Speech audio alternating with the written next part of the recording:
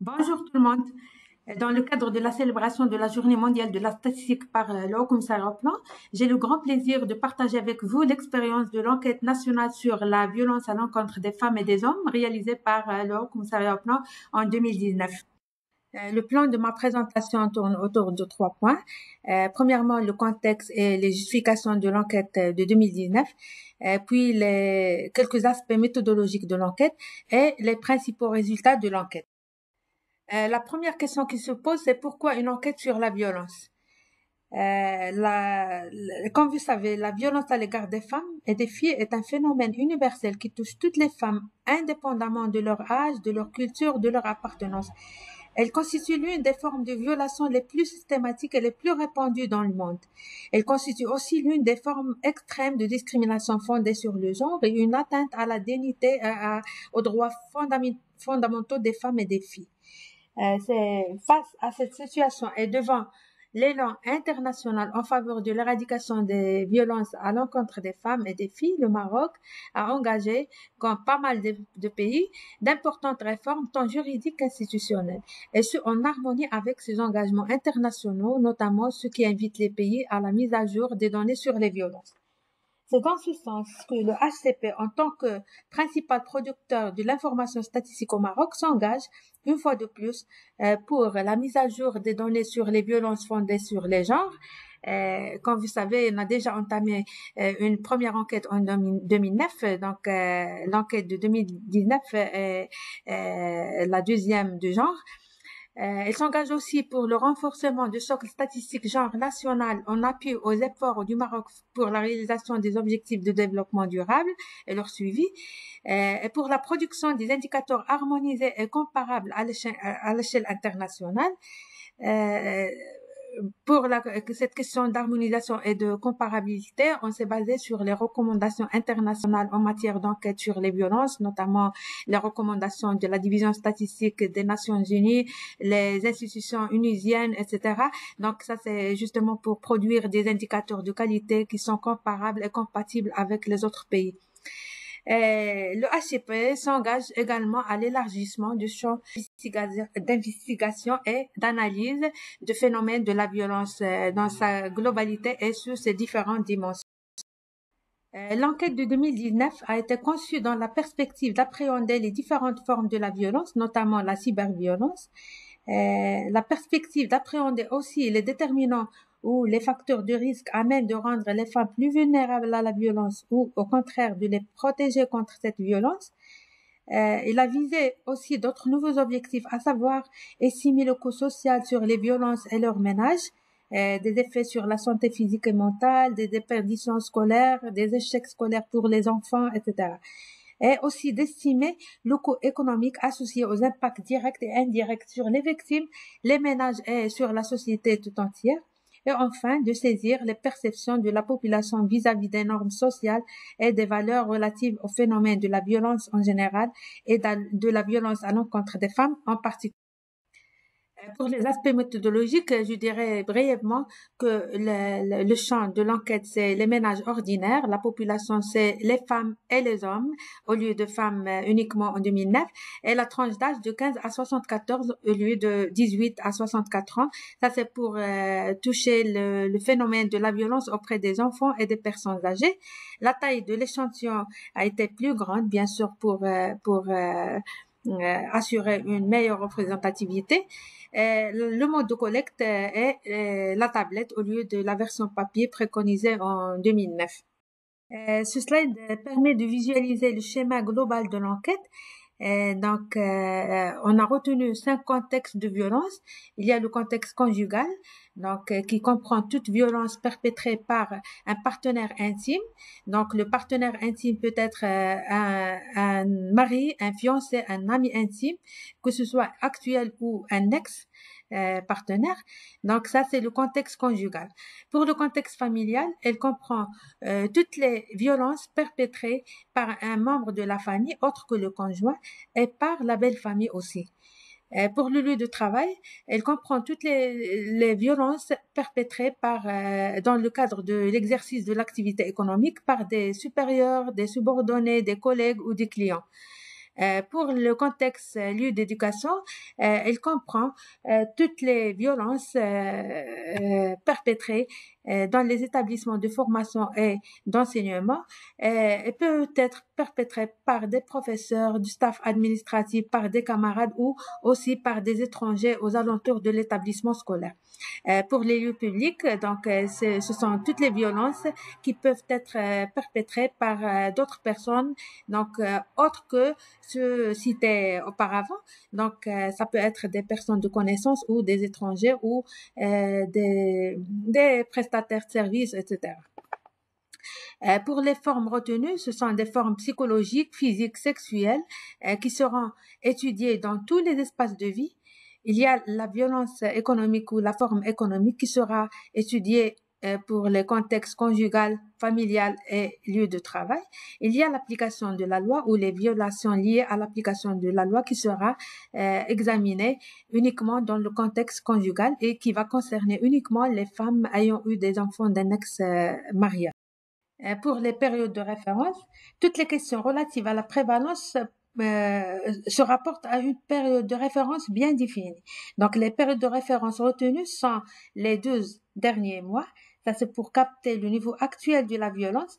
Et puis, depuis l'âge de 15 ans, pour avoir l'information sur le cumul et l'ancienneté des incidents de violence dans la vie, et avant l'âge de 15 ans, pour capter la violence pendant l'enfance. Donc, comme ça, toutes les expériences de violence vécues par les femmes et les filles seront captées par l'enquête.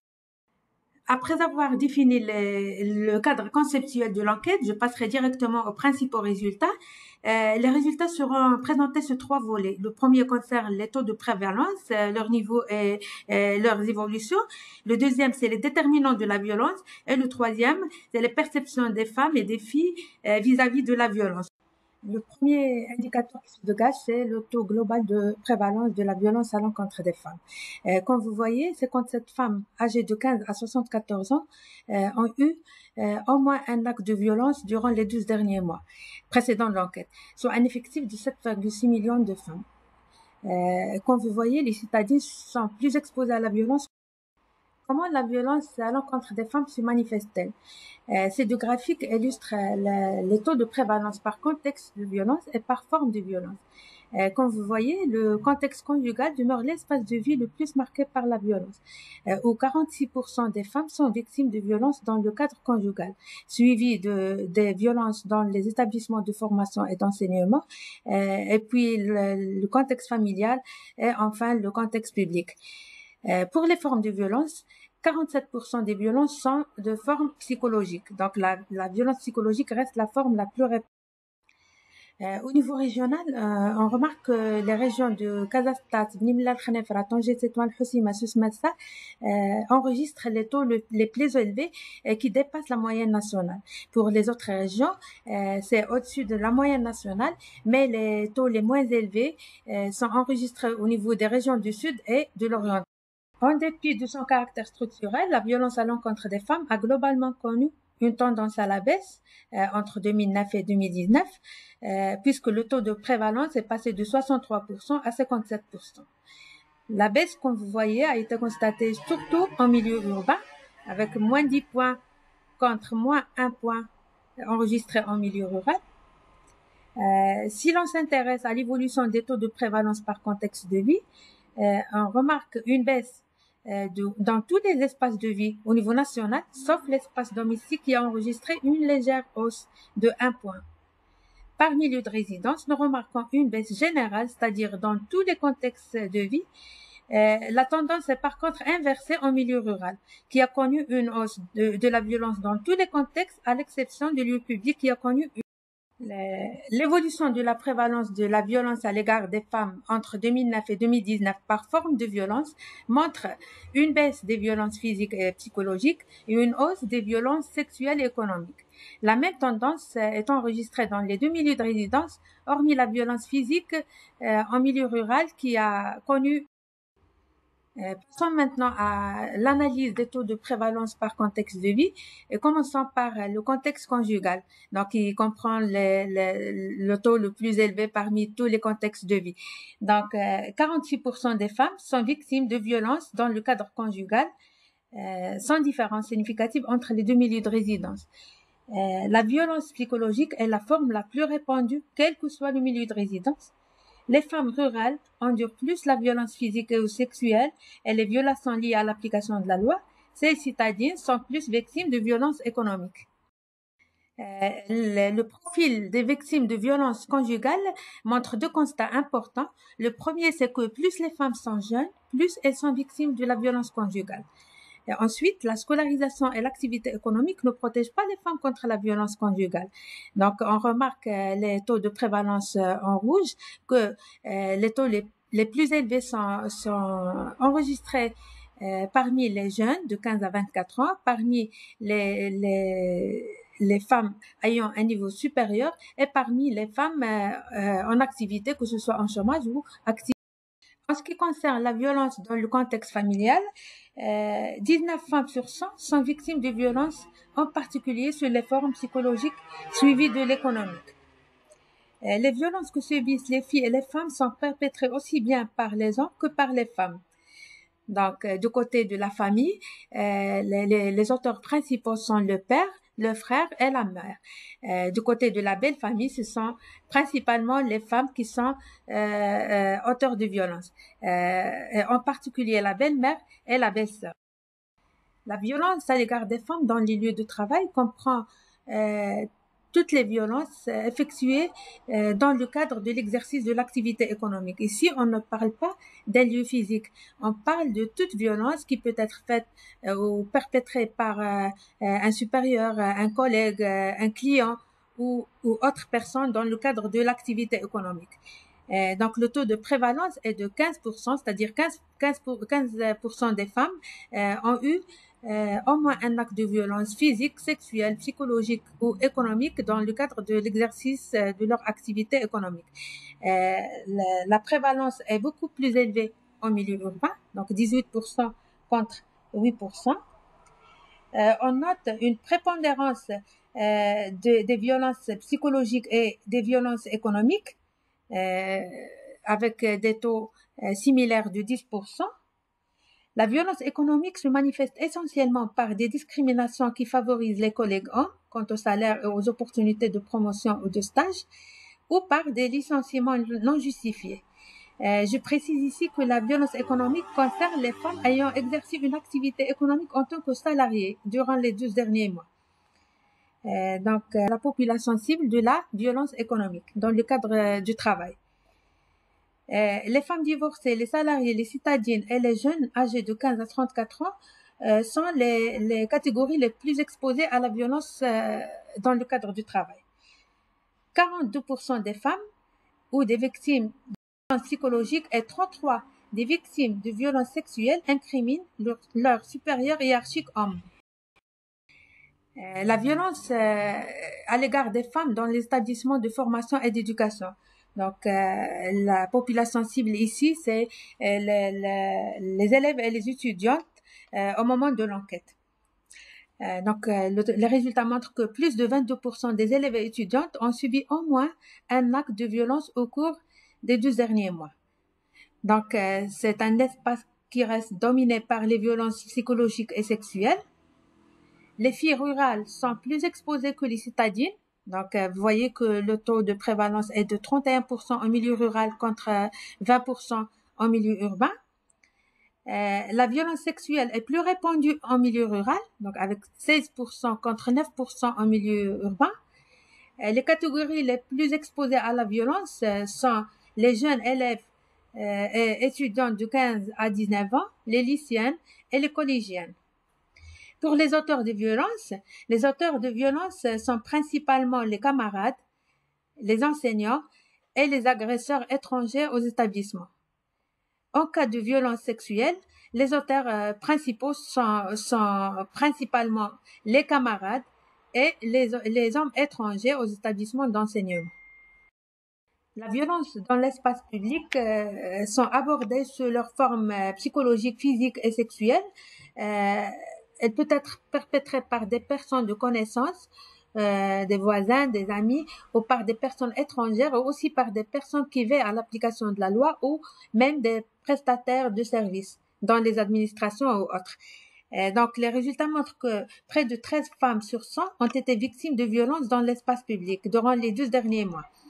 C'est un phénomène qui est urbain, puisque 16% est le taux de prévalence en milieu urbain contre 7% en milieu rural.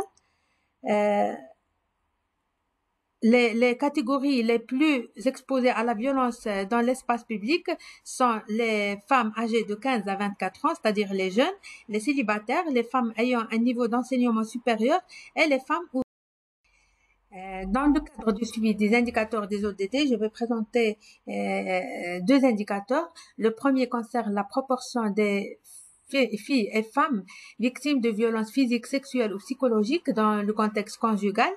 Et le deuxième concerne la proportion des filles et femmes victimes de violences sexuelles dans le cadre hors conjugal, c'est-à-dire par une personne autre que le partenaire intime. Le premier slide concerne le premier indicateur, le slide suivant concerne le deuxième indicateur. Donc ici, on remarque que la prévalence de la violence physique, sexuelle et psychologique est de 51%. Tout contexte confondu. Mais il est de 44% dans le contexte conjugal contre 25% dans les autres contextes hors conjugal, où la violence est perpétrée par toute personne, bien sûr, autre que le partenaire intime. Dans le cadre conjugal, cette prévalence est prépondérante parmi les plus jeunes, parmi les jeunes de 15 à 24 ans. Vous voyez bien sur le graphique à gauche que la prévalence atteint 58% pour les jeunes de 15 à 24 ans, contre 16% pour les femmes âgées de 55 à 60 ans. Pour la violence sexuelle, dans le contexte conjugal et hors conjugal, près de 14% des femmes et des filles ont eu au moins un acte de violence sexuelle, abstraction faite du contexte. Ce taux est de 7% dans le contexte conjugal et de 9% dans le contexte hors conjugal, c'est-à-dire perpétré par une personne autre que le partenaire intime. Vous voyez bien sur le graphique que les violences sexuelles dans le cadre conjugal sont plus prépondérantes parmi les femmes rurales et les violences sexuelles dans le cadre hors conjugal sont à l'inverse prépondérantes dans le milieu urbain. Si l'on considère l'ensemble des violences sexuelles, on relève que parmi l'ensemble des incidents de violences sexuelles subis par les femmes au cours des 12 derniers mois, 50% ont eu lieu dans l'espace public. Cette part est de 81% parmi les incidents de violence hors conjugale, c'est-à-dire perpétrés par des personnes autres que le partenaire intime. La violence électronique est captée pour la première fois en 2019. Elle désigne tout acte perpétré par un individu ou un groupe d'individus via les moyens de communication électronique.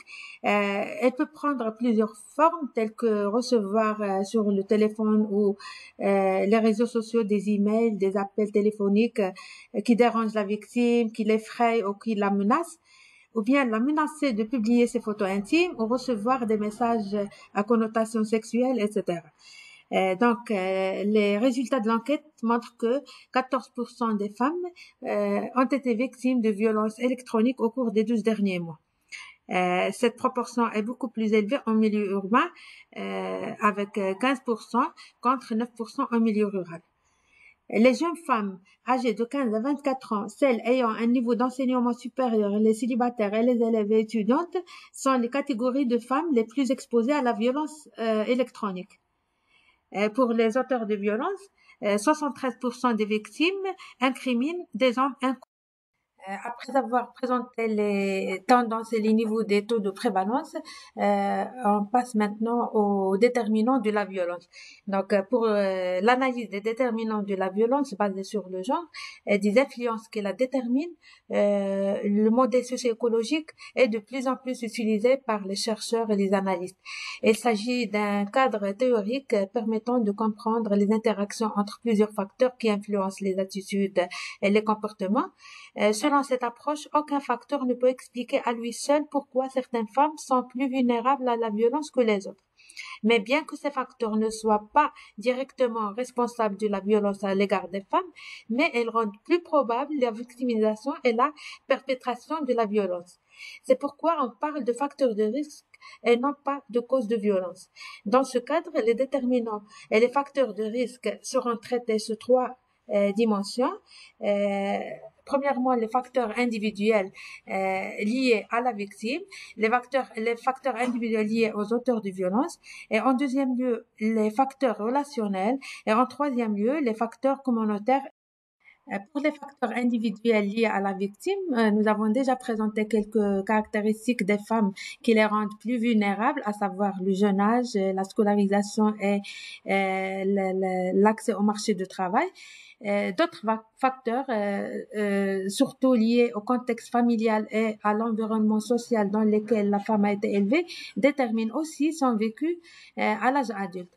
Dans ce sens, parmi les facteurs de vulnérabilité des femmes à la violence en général et à la violence conjugale en particulier, je citerai le fait de ne pas être élevé pendant l'enfance par les parents biologiques, notamment être élevé dans une institution par des parents adoptifs ou par des proches, rend les femmes plus vulnérables à la violence. Donc, le taux de prévalence de la violence conjugale augmente de 3 points de pourcentage par rapport à la moyenne nationale. En plus, les femmes témoins de scènes de violence conjugale durant leur enfance sont plus susceptibles d'être victimes de violences conjugales. Le taux de prévalence est supérieur de 16 points par rapport à la moyenne nationale. Aussi, durant les périodes de grossesse et d'allaitement, les femmes subissent davantage la violence conjugale.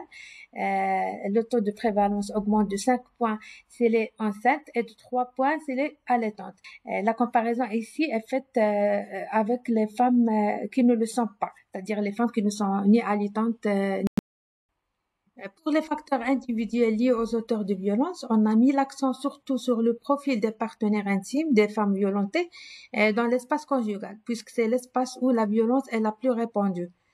Ainsi, l'examen des caractéristiques démographiques et socio-économiques ainsi que le vécu pendant l'enfance et pas mal d'autres informations montrent qu'en somme, le taux de prévalence conjugale s'élève lorsque le partenaire est jeune, ayant vécu lui aussi dans un environnement domestique violent ou consommateur de drogue ou d'alcool.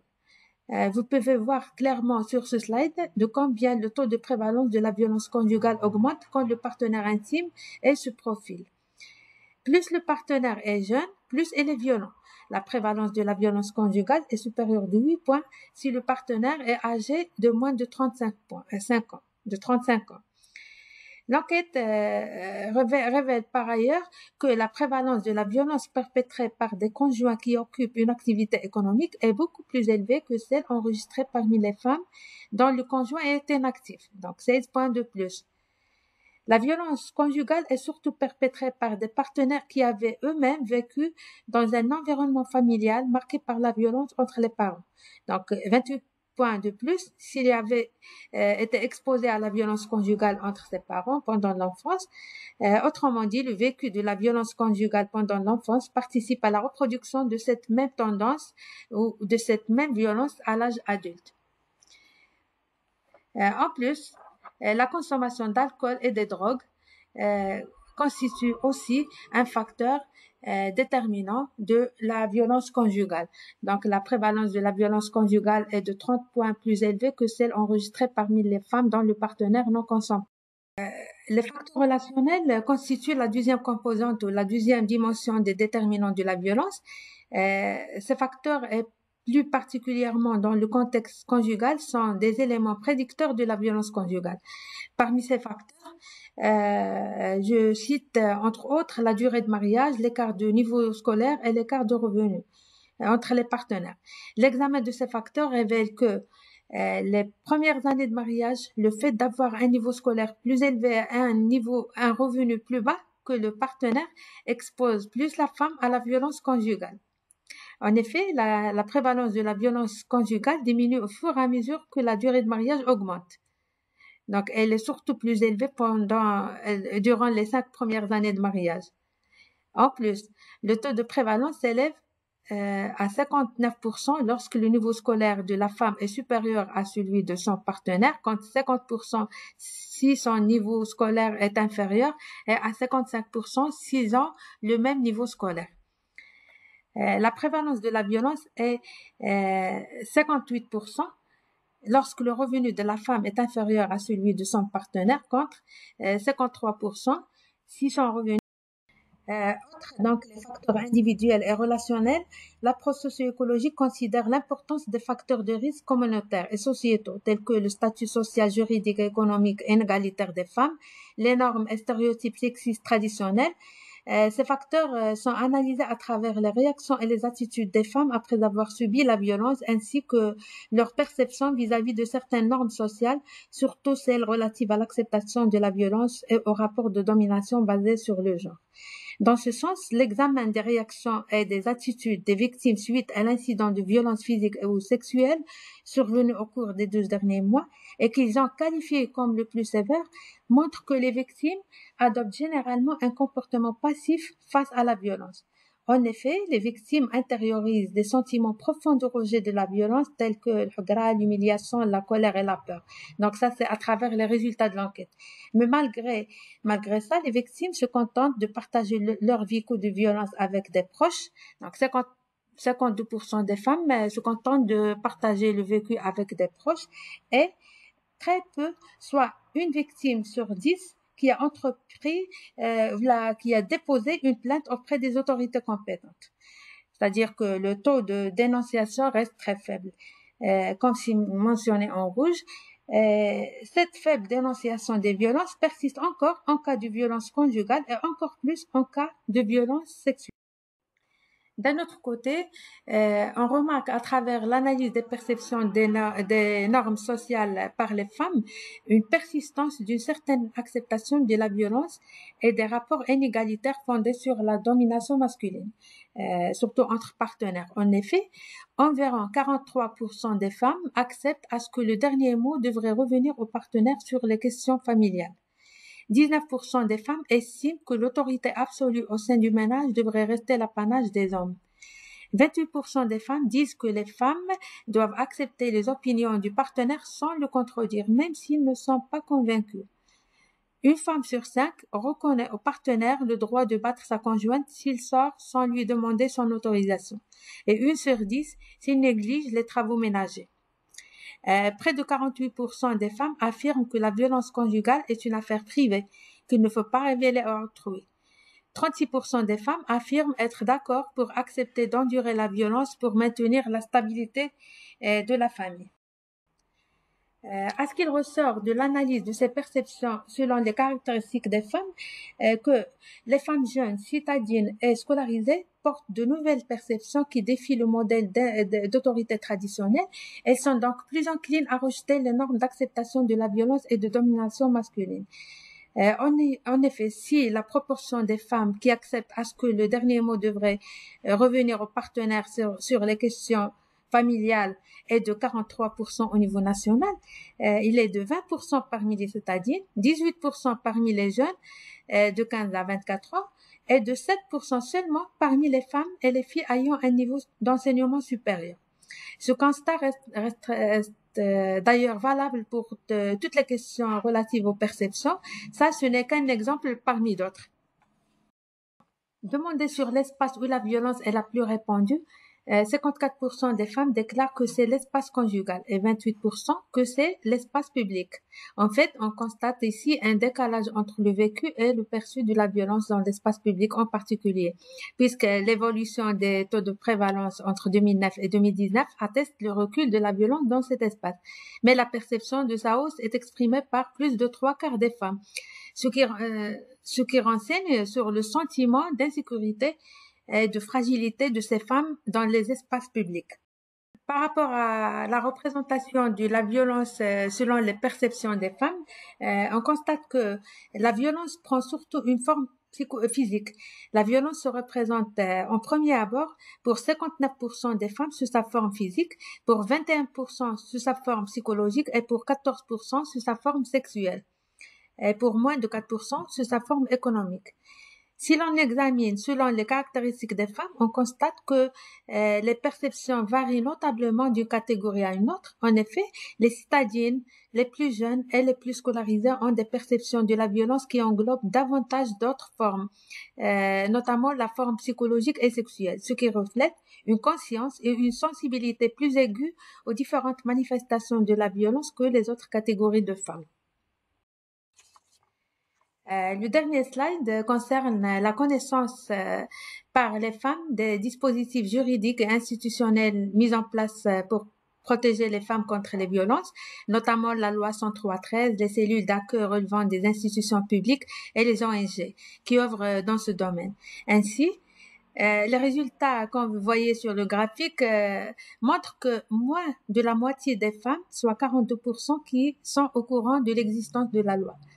62% affirment qu'elles sont au courant de l'existence d'associations non gouvernementales et 41% sont au courant de l'existence des structures étatiques. Les femmes sont donc mieux informées sur les associations non gouvernementales que sur les structures étatiques. Et merci pour votre attention.